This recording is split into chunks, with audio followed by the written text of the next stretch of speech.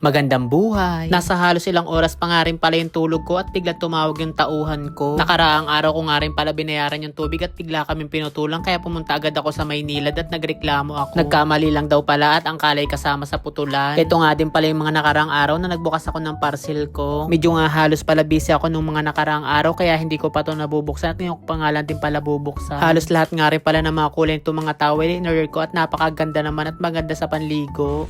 Guys, makapalintay lang. Makapalintay lang nyo guys.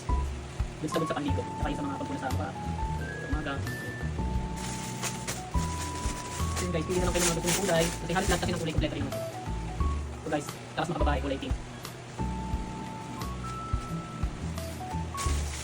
Halos natin talaga i-order yung kulay para matry ko rin yung kung maganda talaga yung kulay. So okay naman siya. Kapal. Saka malambot. Maano sa balat, magandang yan na guys, magandang pahit sa mukha. Malambot. Comfortable sa katawan. Then try din natin ito isa. Nahulog pa. Then guys, kung gusto nyo mag-order, check lang yung yellow basket ko guys. Ganda rito guys. So pag mga gusto nyo mag-order guys, yan, punta lang kayo sa may yellow basket ko and then try nyo guys. Order kayo lahat ng color, maganda, magugustuhan nyo. So yan, yun lang, thank you, bye bye!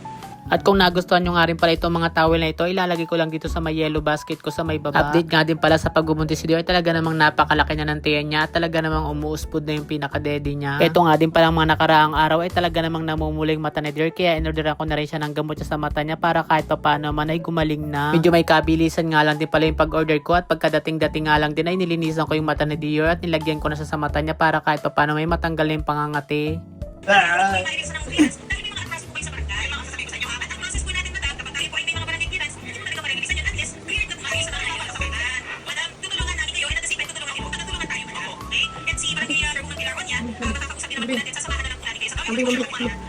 Lambing.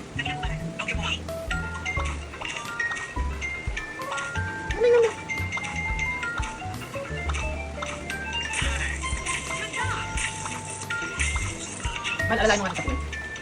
Dalawang patak. May time sa din lang. Yap.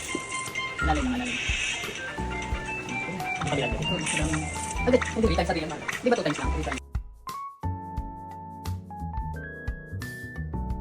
Meron nga din pala akong nabilin sa bat, iluluto ko na nga lang din muna. Nagustuhan ko rin kasi yung mga nakaraang luto ko ng banana chips kaya gagawa na nga lang din muna uli ako ngayon. Bago na nga lang din pala ako mag-umpisa ay lahat ay pinrepare ko na para lahat ay sabay-sabay ko nang gagawa. Nagpainit na nga rin pala ako ng kawali at nung mainit yung mantika ay nilagay ko na yung saba na in-slice ko. Based nga din sa mga nakikita ko ay kailangan bago ilagay yung saba ay talaga naman dapat ay mainit na yung mantika. At pag nga daw hindi na masyadong gumagalaw yung mantika, talaga namang nararamdaman mo na medyo brown na ay pwede nang hanguin. May karamihan nga din palang naluto ko at talaga naman second batch pa lang ito ay talaga namang napakarami na at punong-puno na yung lagayan namin. Ito na nga rin paling naluto ko lahat at talaga namang napakarami at napakalutong at napakasarap.